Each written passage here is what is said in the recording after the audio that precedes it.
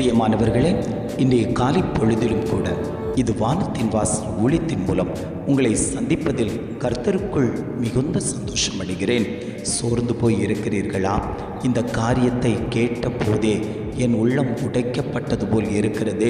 நான் என்ன செய்வேன்? என் உள்ளத்தில் ஒரு பலன் இல்லாதது போல அப்படியே ரூமுக்குள்ளாடி முடங்கி கிடக்கிறேன். நான் தேவ சமூகத்தில் அமர்ந்து கொடுக்க விரும்புகிறேன். ஆனாலும் எனக்குள்ளாடி ஒரு சோர்வு என்னை நெருக்கி கொண்டிருக்கிறதே. இந்த சோர்வு எப்பொழுது மாறும்? நான் எப்பொழுது பலன் அடைவேன் என்று தெய்வ சமூகத்தில் காத்து கொண்டிருக்கிறீர்கள் அல்லவோ? ஆண்டவர் சொல்லுகிறார், உன் சோர்வை நான் மாற்றி தருவேன் என்று இன்றைய காலை பொழுதில் ஆவியானவர் ஒவ்வொரு குடும்பங்களையும் பார்த்து ஆண்டவர் வாக்கு கொடுத்து கொண்டிருக்கிறார். இன்றைய காலை பொழுதிலும் கூட ஆண்டவர் நமக்கு தரக்கூடிய நல்ல வார்த்தை என்னவென்றால், ஏசாயா 40ஆம் அதிகாரம் 29ஆம் வசனம் இவ்வாறாக சொல்லுகிறது, சோர்ந்து போகிறவனுக்கு அவர் பலன் கொடுத்து சத்துவம் இல்லாதவனுக்கு சத்துவத்தை பெருக பண்ணுகிறார். வசனம் இவ்வாறாக சொல்லுகிறது, சோர்ந்து போகிறவனுக்கு அவர் பலன் கொடுத்து சத்துவம் இல்லாதவனுக்கு சத்துவத்தை பெருக பண்ணுகிறார்.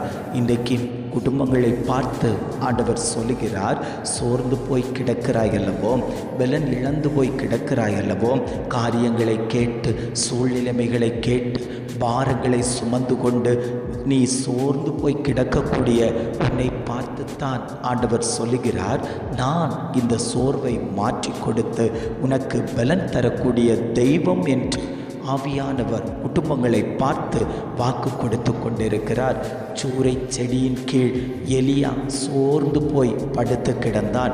எசபேலின் வார்த்தையை கண்டு பயந்து, இனி நான் வாழ முடியாது, நான் செத்து போகிறேன், என் ஜீவன் எடுக்கப்படட்டும் என்று சொல்லி அவன் சோர்ந்து போய் சூறை செடியின் கீழ் அமர்ந்து கிடந்தவனுக்கு வானத்திலிருந்து அப்பமும் தண்ணியும் கொண்டு வரப்பட்டு அவனை தட்டி கொடுத்த தெய்வம், நீ சோர்ந்து போய் கிடப்பதற்கல்ல மகனே, உன்னை கொண்டு பெரிய காரியத்தை செய்வேன் என்று சொல்லி அவனை தட்டி கொடுத்து அவன் 40 நாள் இரவும் பகலும் ஓரேவென்னும் பர்வதத்துக்கு நடந்து போனானேயானால் ஆண்டவர் உங்களை பார்த்து சொல்லுகிறார், நீ சோர்ந்து போய் கட்டில் போய் அமர்ந்து கிடக்கிறாய், சுவர் ஓரத்தில் போய் அமர்ந்து இருக்கிறாய், இனி எனக்கு பலன் இல்லை, என் குடும்பத்தில் பிள்ளைகள் என்னை திட்டுகிறார்கள், புருஷன் என்னை நெருக்கி கொண்டிருக்கிறார், மாமனார் மாமியார் என்னை நெருக்கி கொண்டிருக்கிறார்கள், நான் பலன் இழந்தது போல நின்று கொடுக்கிறேன், கடன் வாரம் என்னை ஒரு பக்கம் நெருக்கி கொண்டிருக்கிறது, வியாதி என்னை ஒரு பக்கம் நெருக்கி கொண்டிருக்கிறது, வழக்கு விஷயம் என்னை நெருக்கி கொண்டிருக்கிறது, என் முகத்தில் சந்தோஷத்தை காண முடியாமல் நான் சோர்ந்து போய் அமர்ந்து கிடக்கிறேனே, எனக்கு எப்பொழுது இவற்றிலிருந்து ஒரு விடுதலை கிடைக்கும் என்று கேட்டாயல்லவோ? ஆண்டவர் உன்னை பார்த்து தான் சொல்லுகிறார், மகனே மகளே, நீ தேவ பலத்தால் பலப்படு, உனக்குண்டான வசனமாகிய வார்த்தை புறப்பட்டு வருகிறது, அந்த போஜனத்தை நீ உட்கொண்டு ஆவியானவருடைய நதி ஆண்டவருடைய அபிஷேகம் உன்மேல் இறங்கி வரும்போதே, அந்த பரிசுத்த ஆவியின் நதியில் நீ நிரம்பும் போது உன்னை பலப்படுத்தக்கூடிய தெய்வம் உன்னோடு உலாவி உன்னுடைய சோர்வை மாற்றி கொடுத்து அடுத்த நிலையில் உன்னை உயர்த்தி வைப்பதற்கு நான் சித்தமுள்ள தகப்பனாய் இன்றைக்கும் நான் உன்னோடு கூட இருக்கிறேன் என்று ஆவியானவர் திட்டமும் தீர்மானமுமாய் ஆண்டவர் குடும்பங்களை பார்த்து வாக்கு கொடுத்து கொண்டிருக்கிறாய். உனக்கு சூறை செடியின் அனுபவம் அல்ல, அந்த ஓரேவின் அனுபவத்தை நான் உனக்கு தருவேன். நீ பயப்படாத, நீ ஓரமாய் ஒதுங்கி கிடந்தது போதும், நீ இனி எழும்பி ஜொலிக்கக்கூடியவளாய் ஜொலிக்கக்கூடியவனாய் நான் உன்னை மாற்றப் போகிறேன். உன் பிரச்சனைகளுக்கு முடிவு வரப்போகிறது. ஏது காரியம் உன்னை சோர்வுபடுத்தி வைத்திருந்ததோ அந்த காரியத்தில் கர்த்தர் ஜெயத்தை தருவேன் என்று ஆவியானவர் வாக்கு கொடுத்து கொண்டிருக்கிறார். ஏது காரியம் உன்னை பின்தொடர்ந்து வந்து கொண்டிருந்ததோ, இந்த பிரச்சனை தான் எனக்கு பெரிய பிரச்சனையாக இருக்கிறது, இதை நினைக்கும் போதே என் தலை வெடிக்கிறது போல இருக்கிறது, இந்த காரியத்தை நினைக்கும் போதே என் கண்களெல்லாம் மங்குனது போல் இருக்கிறது, என் உடம்புல பிளட் சர்க்குலேஷன் ஓடாதது போல இருக்கிறது, நான் என்ன செய்வேன் ஆண்டவரே? என்னை பின்தொடர்ந்து வரக்கூடிய இந்த பார்வோன் என்கிற பிரச்சனை என்னை விட்டு அகலட்டோன்னு சொல்லி நீங்கள் தேவ சமூகத்தில் அழுது விழித்து கொண்டிருக்கிறீர்கள் அல்லவோ, அந்த காரியத்தில் கர்த்தர் சொல்லுகிறார், இன்று கண்ட எகிப்தியனை நீ என்றைக்கும் காண மாட்டாய். அந்த எகிப்திய வல்லமைகளுக்கு, அந்த பார்வோனிய சக்திகளுக்கு ஒரு முற்றுப்புள்ளி வைத்து உன்னுடைய சோர்வை மாற்றி கொடுத்து உனக்கு ஒரு ஜெயத்தை தருவதற்கு இஸ்ரவேலின் ஜெயபலமானவர் இன்றைக்கு உன்மத்தியில் உலாவிக் கொண்டிருக்கிறார்.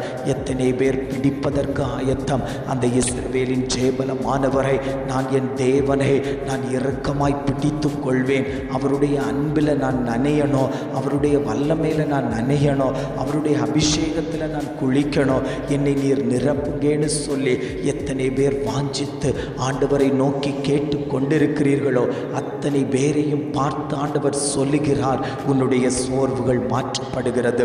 நீ இனி எழும்புவாய், நீ இனி திடப்படுவாய், நீ இனி துளிர்ப்பாய், நீ இனி சோர்ந்து போவதில்லை.